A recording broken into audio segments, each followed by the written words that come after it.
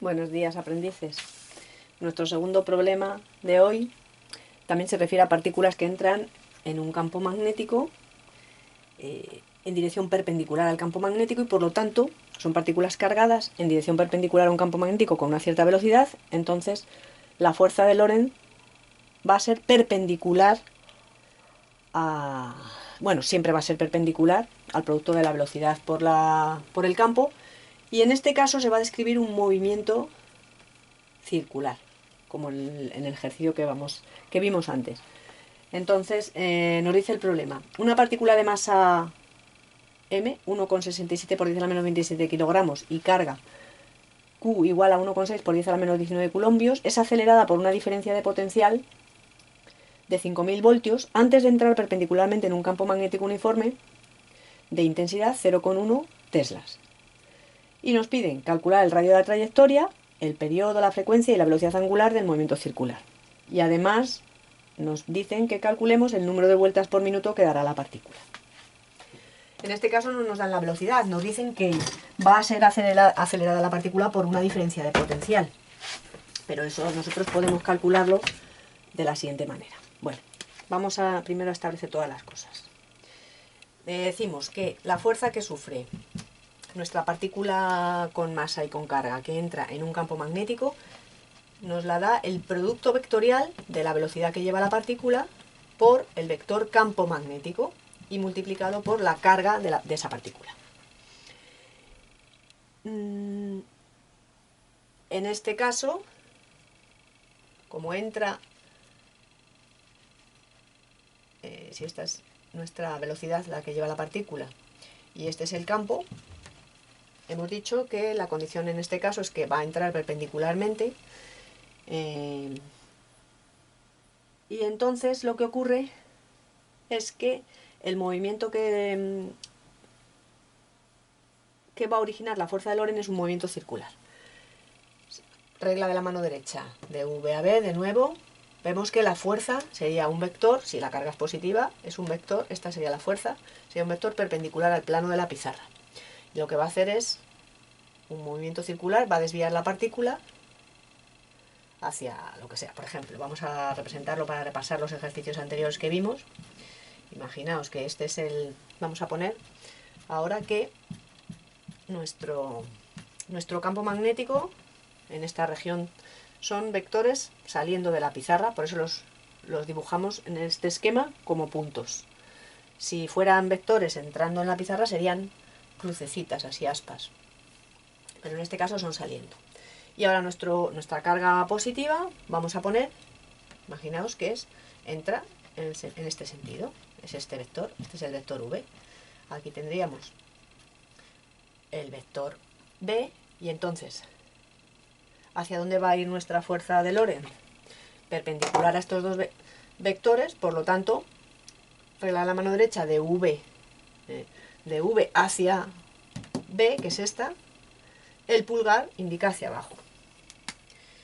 La carga hemos dicho que es positiva, entonces, esa sería la fuerza. Y entonces, ¿cómo va a ser la trayectoria de esta partícula? Pues si la partícula va hacia allá y hay una fuerza que va hacia este centro, digamos que desviaría con ese movimiento. Ahora la partícula sigue con esta velocidad y de nuevo este sería nuestro vector. De nuevo la fuerza sería hacia el centro de la trayectoria. V, la fuerza, estas son las fuerzas en cada caso, y tenemos un movimiento circular con este sentido horario, y la partícula se mantiene ahí girando. Entonces,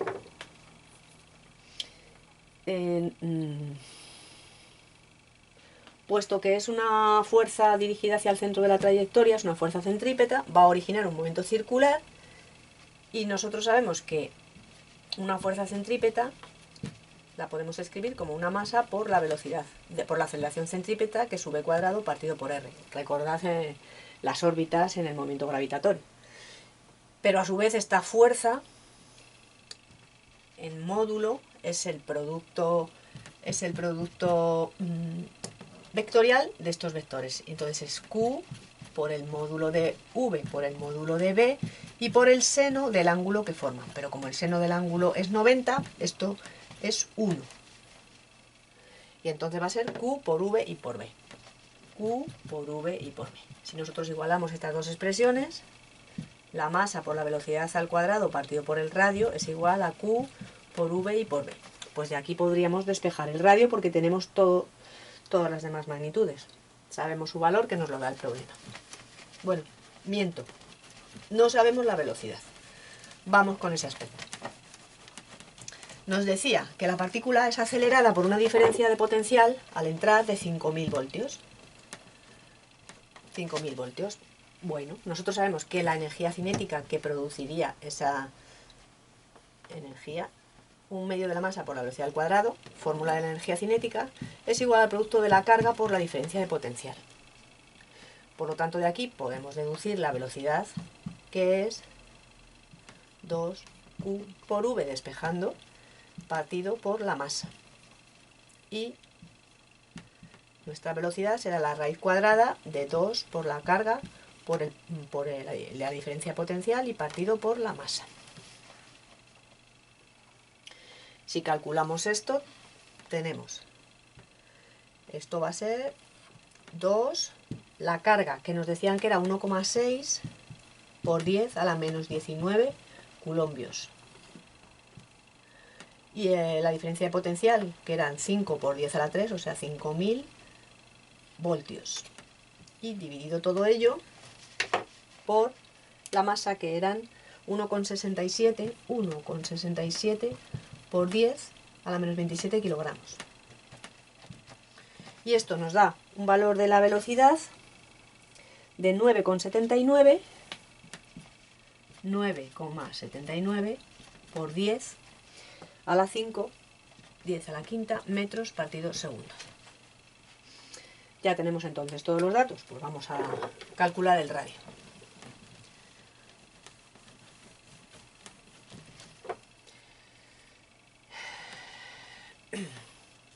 Vamos a ver, el radio era M por V partido por el producto de carga y intensidad de campo. Es decir, el radio va a ser directamente proporcional a la masa de la partícula, a su velocidad e inversamente proporcional a su carga y a la intensidad del campo. La masa de la partícula es 1,67 por 10 elevado a menos 27 kilos. La velocidad era 9,79, la velocidad 9,79 por 10 a la 5, 9,79, sí, esta la tenemos aquí, 9,79 por 10 a la 5 metros partido por segundo. La carga era 1,6 por 10 a la menos 19, 1,6 por 10 a la menos 19 coulombios, y el campo era 0,1 teslas. Esto nos da un valor para el radio de 0,10 metros, bastante mayor que en el ejercicio anterior. 0,10 metros. En segundo lugar, nos pedían la velocidad angular. Bueno, en un movimiento circular, la velocidad angular, la velocidad lineal es el producto de la velocidad angular por el radio. Por lo tanto, la velocidad angular se calcula dividiendo la velocidad lineal por el radio. Como ya tenemos todo, pues esto va a ser velocidad, la velocidad que habíamos calculado, que era 9,79 por 10 a la 5 metros partido por segundo, y el radio que acabamos de calcular, 0,10 metros, es decir, un decímetro. Pues por lo tanto esto no sé, se queda 9,79 por 10 a la 6 radianes partido segundo. Esas son, digamos, la velocidad que lleva nuestra partícula en radianes por segundo, ángulo recorrido por cada segundo. Lo siguiente que había que calcular es el periodo Vamos a dejar aquí la velocidad angular, que la necesitamos porque el periodo sabemos que es el tiempo que va a tardar la partícula en dar una vuelta completa en segundos. Pues este tiempo va a ser 2pi partido por la velocidad angular. Y esto nos da un valor por 10 a la 6 radianes partido segundo. Esto nos da un valor de 6,42 por 10 a la menos 7 segundos. Este es el tiempo que tarda en dar una vuelta a esa partícula. Y la frecuencia. La frecuencia es la magnitud inversa del periodo y lo que representa es el número de vueltas que da esa partícula en un segundo. Esto diría cuánto tarda en dar una vuelta, el periodo, y esto es cuántas vueltas da en un segundo. El número de vueltas que da en un segundo, pues 1 partido por esta cantidad, nos da un valor de 1,56 por 10 a la 6 segundos menos 1. Es decir, vueltas por segundo. O hercios. También lo podemos poner. Estos son hercios. Esa unidad, segundos a la menos 1, son hercios. Con esto hemos terminado la primera parte del problema. Y la segunda parte nos dice, ¿y en un minuto? ¿Cuántas vueltas da en un minuto esa partícula? Pues ya, si tenemos la frecuencia, que es las vueltas que da en un segundo, no tenemos nada más que multiplicar por 60 segundos, que es un minuto. Un minuto es igual a 60 segundos, por lo tanto, si esta partícula da estas vueltas 1,56 por 10 a la 6 cada segundo, la frecuencia por el tiempo que nosotros nos dará el número de vueltas. El número de vueltas será 1,56 por 10 a la 6 segundos menos 1 por 60 segundos. Y esto nos da 9,36 por 10 a la 7 revoluciones por minuto, RPM, es decir, vueltas por minuto, vueltas en un minuto. Y con esto finalizamos el ejercicio.